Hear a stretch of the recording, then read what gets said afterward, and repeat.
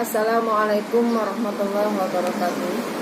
Alhamdulillah wa syukurillah manikmatillah wala haula wala quwata illa billah. Amma ba'du.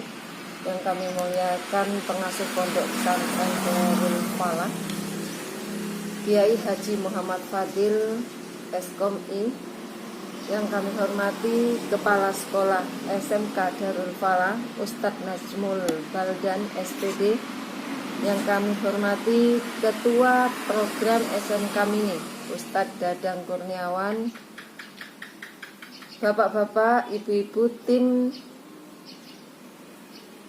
baik tim kewirausahaan maupun tim pemasaran, bapak-bapak, ibu-ibu, siswa, siswi, peserta pelatihan kewirausahaan yang berbahagia.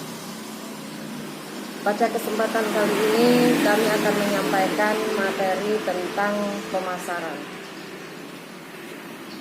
Kalau lihat pemasaran, berarti di benak kita juga di situ konsepnya jualan. Pasti di situ jualan. Karena kalau kita punya produk, pasti itu harus dijual. Dan dijual untuk mendapatkan hasil. Sebelumnya mari kita ketahui dulu apa itu definisi pemasaran. Pemasaran di sini adalah suatu kegiatan atau usaha promosi barang dan jasa agar produk yang kita pasarkan itu dapat diterima oleh konsumen atau customer. Jadi kalau kita memproduksi suatu barang, kita punya usaha dan produksi suatu barang apapun yang kita produksi, maka kita harus paham itu pemasaran. Pemasaran itu ada yang sistem tradisional, ada sekarang ini sistemnya sudah modern. Yang pertama, kalau dulu offline, istilahnya offline itu hanya punya tempat. Jadi kita misalnya ada tempat untuk menjualkan produk-produk kita. Dan kita kadang berlomba-lomba untuk mencari tempat yang strategis sehingga bagaimana kita bisa menjual produk yang kita hasilkan. Tapi untuk saat ini pemasaran itu yang lebih jitu adalah pemasaran online dengan memanfaatkan marketplace yang ada di dunia medsos, dunia media sosial, baik itu melalui IG, melalui Facebook, kemudian fanpage atau web, atau kita masuk di marketplace misalnya Shopee, Bukalapak, Lazada dan sebagainya. Itu adalah pemasaran modern yang kita saat ini harus mengikuti itu yang namanya dunia. Kalau tidak kita akan ketinggalan. Konsep pemasaran di sini ada 6 konsep pemasaran, ada 5, yaitu yang pertama konsep produk. Bagaimana produk kita ini yang kita tawarkan ke konsumen itu menawarkan mutu. Jadi konsumen menyukai produk kita dengan kualitas mutu yang baik. Yang kedua yaitu konsep produksi. Bagaimana barang-barang yang kita hasilkan itu bisa didapatkan di mana-mana oleh konsumen. Jadi nggak hanya di satu tempat. Jadi bagaimana kita bisa memasarkan, konsumen kepingin barang ini ada di sana, di desa ini ada, di kecamatan ini ada, di sini ada. Nah, itu di situ konsep produksi. Yang ketiga konsep penjualan. Konsep penjualan ini kita harus melaksanakan upaya penjualan dan promosi yang agresif. Kalau dulu promosi itu kita lakukan dengan membuat kartu nama, salah satunya, kemudian brosur. Kadang kalau ada SPG itu di pinggir jalan nyebar brosur nyetak sekian ribu. Kalau sekarang masih bisa tapi kurang efektif lagi. Kadang brosur itu sudah dibuang sama orang, langsung dibuang, nggak efektif, biaya besar tapi hasilnya kurang maksimal. Sekarang cukup melalui online, walaupun secara offline itu masih belum bisa kita tinggalkan. Konsep pemasaran itu ada pemasaran sosial dan pemasaran global. Pemasaran sosial yaitu memberikan kepuasan yang diharapkan dengan cara efektif dan efisien dari pesaing. Jadi kita memasarkan itu harus juga lihat pesaing-pesaing di kanan kiri kita. Bagaimana konsep yang kita tawarkan itu lebih efektif. Yang ketiga, pemasaran global, yaitu memahami semua faktor lingkungan yang mempengaruhi pasar melalui manajemen strategi yang mantap. Jadi pemasaran itu juga harus melalui strategi. Tidak hanya sekedar kita share sana-sana, kita harus punya strateginya. Di dunia medsos juga gitu. Jam berapa orang bisa melihat dunia sosial, itu ada ketentuan. Kalau kita nge-share misalnya di jam-jam 12, itu jamnya orang istirahat, gak akan dilihat. Jadi kita nge-share jam-jamnya orang duduk dengan HP, itu biasanya atau siang, sore antara jam 4, biasanya yang paling efektif itu habis maghrib sampai malam. Itu orang harus pulang kerja, ibu rumah tangga sudah gak mengerjakan pekerjaan yang ini, semuanya melihat HP. Disitulah pemasaran online yang tepat. Makanya dunia digital itu sudah harus kita kuasai. Kita gaptek, kayak saya gaptek. Saya itu paling nggak bisa, nggak telaten itu utek-utek HP. Tapi saya nggak kalah akal. Saya punya admin. Jangan takut rugi. Kalau sudah jalan usaha kita gaptek, kita nggak telaten, kita pakai admin. Kita punya imajinasi, kita punya inspirasi. Maka kita ngomong kepada admin saya kepingin gini, ayo kerjakan. Saya pengen gini, ayo kerjakan. Tidak harus kita yang mengerjakan. Yang penting konsep dari kita, orang lain yang mengerjakan. Itu salah satu berbagi. Itu kalau usaha sudah jalan. Tapi untuk peserta Bapak dan Ibu sekalian serta adik-adik sekalian, untuk awal pemasaran itu memang awal untuk offline. Yang kedua online. Semuanya sekarang misalnya pondok pesantren atau SMK ini sudah produksi sepatu, kerajinan sepatu. Untuk memasarkan lebih gampang. Siswanya sudah berapa di situ, gurunya sudah berapa. Diminta sudah, nggak usah pakai admin. Ayo, ini ada konseptor, satu konseptor yang tentang pemasaran itu ada konseptornya. Bikin juga, ayo tolong sebar. Bantu mereka, sudah ada berapa puluh orang yang punya Android di sini untuk ikut menyebarkan, untuk memasarkan produknya SMK. Saya yakin cepat, tidak usah menunggu kualitas mutu atau produksi kuantitas banyak dulu. Baru produksi 5 sudah dicoba untuk memasarkan. Bagaimana animo masyarakat sekitar? Pertama, mungkin untuk pembuatan sepatu itu kita peruntukkan untuk siswa. Maka di situ siswa pakai semua dengan kualitas bagus. Mereka kan punya orang tuanya masing-masing punya saudara. Nanti dengan ketuk tular itu, seiring dengan waktu produk ini akan dikenal. Apalagi nanti semua siswa, semua peserta masyarakat yang dilibatkan di sini ikut memasarkan juga. Jangan nunggu produksi ratusan, sudah produksi 5 sudah lewat foto. Ada permintaan baru produksi masak. Jadi kita tidak harus menunggu modal yang tinggi. Nggak punya modal misalnya, punya modal hanya untuk 10, maka bikin 10, pasarkan lewat online. Nanti di situ ada banyak pemesanan untuk kaum untuk masyarakat sekitar, minta DP misal 10%-nya dulu untuk modal awal. Yang penting kita ini bagaimana bisa memasarkan dan kita nggak terlalu banyak stok sehingga kita kewalahan di modal. Selanjutnya sistem pemasaran. Sistem pemasaran itu ada sistem pemasaran dengan saluran vertikal dan ada melalui horizontal. Yang ketiga pemasaran saluran ganda. Vertikal di sini adalah sistem ini mulai dari produsen. Vertikal itu lurus ke atas. Dari produsen kemudian dikasihkan grosir, kasihkan lagi pengecer sampai ke konsumen.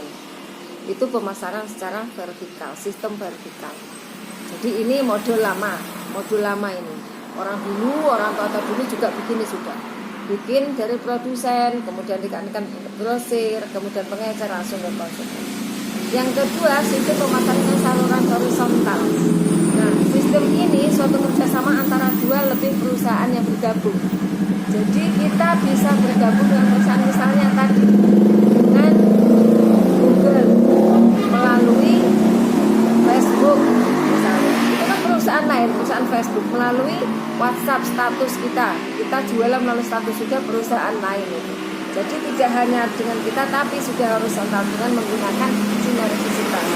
Yang paling mudah dan gampang itu lewat medsos dulu.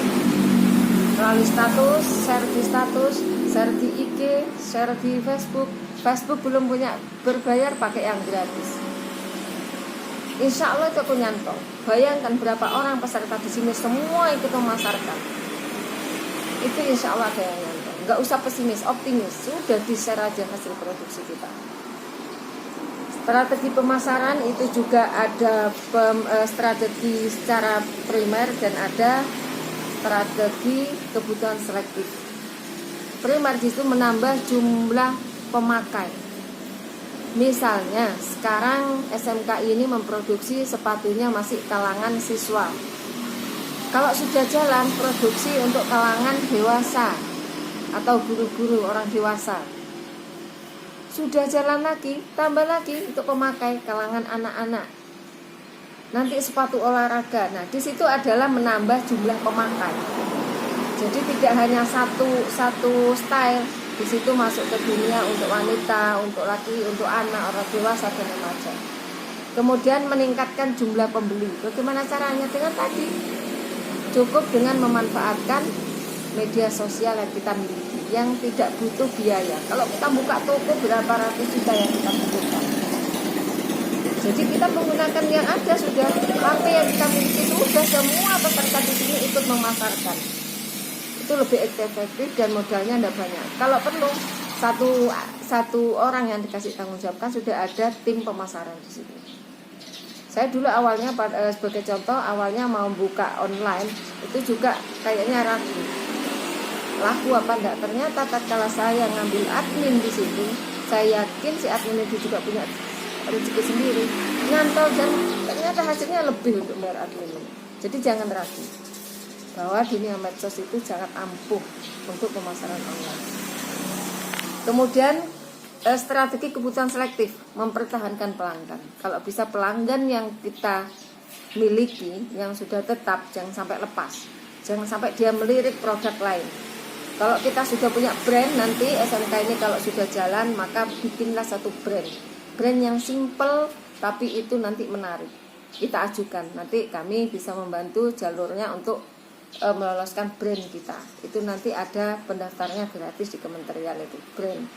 Jadi HKI, hak kekayaan intelektual, itu kita daftar kalau sudah jalan. Kemudian menjaring pelanggan tadi hampir sama dengan meningkatkan jumlah pembeli. Saya yakin setiap peserta di sini punya inisiatif yang enggak sama. Nah, itu inisiatif dari beberapa peserta di sini kita gabungkan. Bagaimana menyusun strategi pemasaran yang bagus, selain melalui teori, juga melalui inisiatif kita sendiri. Kita masing-masing ini kita gabungkan. Kamu punya ide apa? Kita gabungkan. Sehingga sekolah ini mempunyai produk yang unggul. Gak usah pesimis, optimis. Baru bisa 10 langsung di-online kan sudah. Gak usah ragu, gak usah nunggu banyak.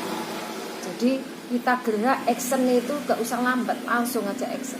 Itu adalah salah satu pengambilan keputusan istilahnya. Berani mengambil keputusan, gak usah ragu. Kemudian kita melangkah ke unsur pemasaran. Unsur pemasaran itu ada produk, ada harga atau tarif, ada tempat, promosi, saran fisik, dan proses. Produk itu merupakan elemen marketing yang pertama yang perlu kita ketahui. Produk harus bagus sesuai dengan kebutuhan pasar. Jangan sampai sepatu yang dihasilkan di sekolah ini baru pakai seminggu jebol kabeh. Nah, itu nyangkut dengan produk. Produk harus kualitas. Yang kedua, harga.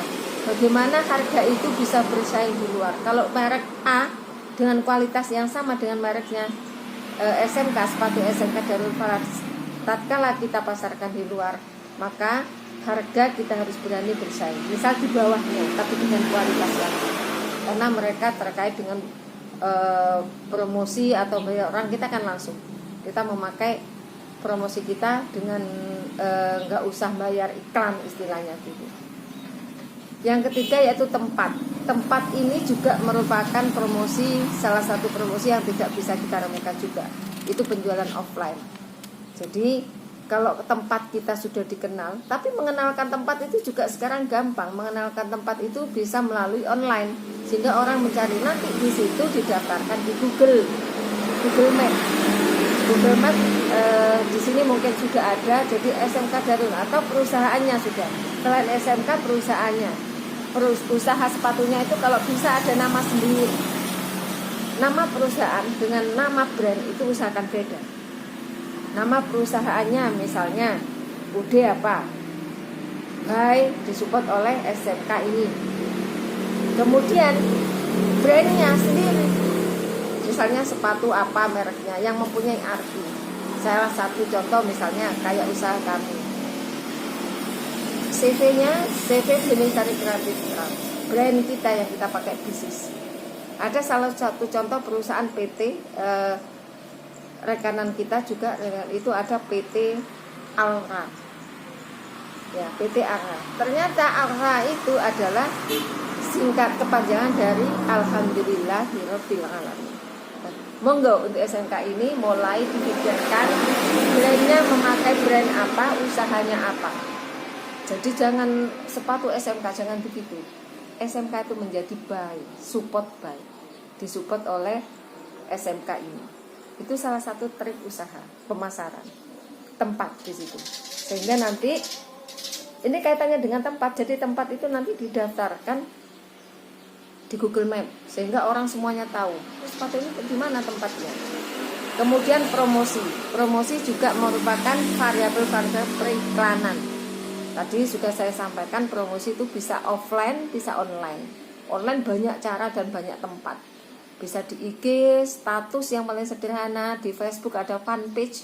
Jadi kalau nanti di Facebook itu harus ada khusus bisnis, namanya fanpage, yaitu halaman promosi di situ. Nanti ada yang berbayar, ada yang enggak. Nanti silakan mendalami lebih jauh di situ. Kemudian sarana fisik, sarana yang kita miliki. Misalnya kita masih sederhana, juga enggak apa-apa. Nanti seiring dengan waktu kalau produksi kita sudah meningkat, kita butuh kuantitas yang banyak, maka nanti sarana itu perlahan-lahan kita penuhi. Tapi jangan mengada-ngada dulu. Kalau usaha belum, jangan beli sarana sampai dilengkapi, padahal jalan aja belum.